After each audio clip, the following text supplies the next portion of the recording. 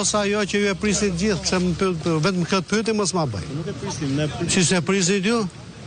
Çfarë mendoni ju vallë zoti? Nuk LF vendimi tradicional. Edhe pse i thua që kështu është praktika e gjykatës drejtave të njeriut në Strasburg, edhe pse i thua kjo është praktika e gjykatës kushtetuese, edhe pse i thua që kjo është praktika e gjykatës lartë, edhe kjo është argumentet e gjykatës apelit. S'kish argument, nuk ka pra argument. Këtë po them, LF, kam argument më të fuqishëm se ky? Po keni bërë betejë gjyqësore për gati 3 ditë në radhë, zoti Axhia. Po këtë detyrë kemi ne.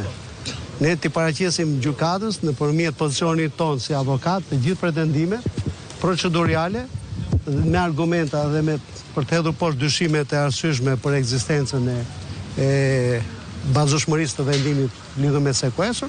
Kjo është detyra jonë. Dhe presim pasaj detyrën e gjykatës që është LF. A mund të shpjegoni cilit ishin provat e reja që pretendon nga organi akuzës? Nuk solli asnjë provë tëre.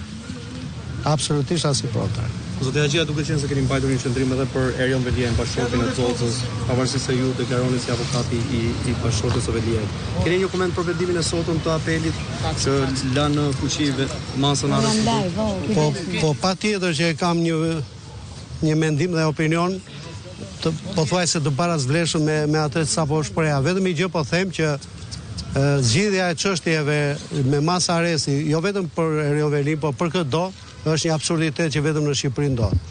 Sidomos për vepra që nuk paraqesin këtë shkallën e rrezikshmërisë dhe vetë personi nuk paraqet shkallë të lartë rrezikshmërie. Aq më tepër ja ta them unë, vajtë të jap leksion tek fakulteti. Po më lër të mbaroj unë se ta jap përgjigje. Pra, nuk mund të aplikoj masa arrestit në burg për njeriu më të votuar të Shqipërisë, 3 herë i nominuar, kryeta bashkia dhe ti thuash je person i rrezikshëm. Tash do të përgjigj pyetjet tua. Personi i rrezikshëm është ai apo atë pikërisht të kemi kundërshtuar që rrezikshmëria e personit është e lidhur me agresivitetin dhe me mundshmërinë për të kryer vepra të tjera penale.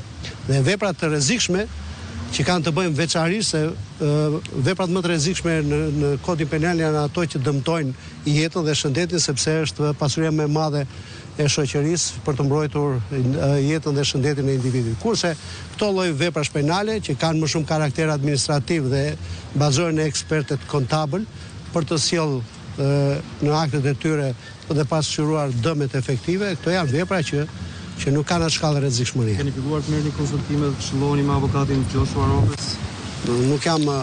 Unë jam gjithmonë për vëzhgues është tjetër gjë, po ai nuk mund të jetë avokat në çështje për arsye se nuk e lejon ligji shqiptar mbi ushtrimin e profesionit avokatit dhe po ju garantoj që niveli avokatëve shqiptar është tej mase i lartë dhe është në kuotat e kolegëve të Bashkimit Evropian apo dhe të Oqeanit, dhe mund të them që janë edhe më lartë se prokurorët edhe gjyqtarët. Ju tha që parashikoi lënien fuqi nga zgjedhja vetë, Ju tha që parashikoi lënien në fuqi.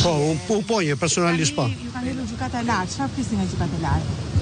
Presim të ndodhë një çudi dhe në gjykatë lartë. E natyrës që të pranoj kërkesën për zëvendësimin e masës së arrestit të Erion Velis, sepse nuk konkurron asnjë nga kushtet dhe kriteret për të mbajtur në burg një person të tillë. Ndikuan provat e reja që solli prokurori posaçme në mas? Jo, absolutisht.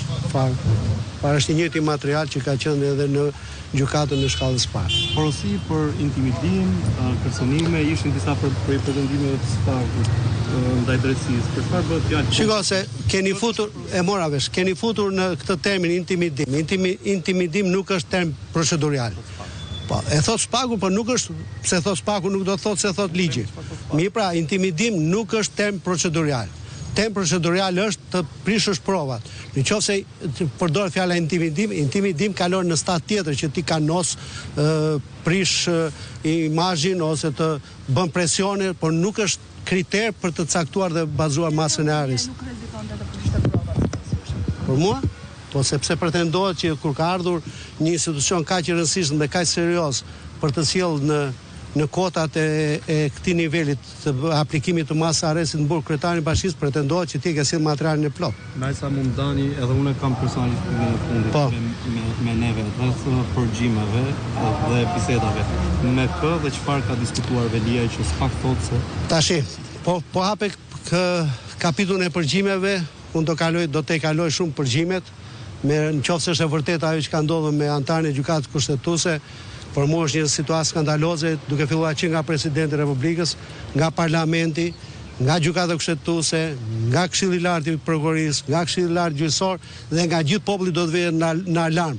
Kur gjykata kushtetuese, nëse është e vërtetë përsëris disa herë, vihet në përgjim, imagjinoni se si jemi ne të tjerë. Faleminderit. Nëse këtë çështje penale antarët e gjykatës kushtetuese, kush do t'i vë në përgjim?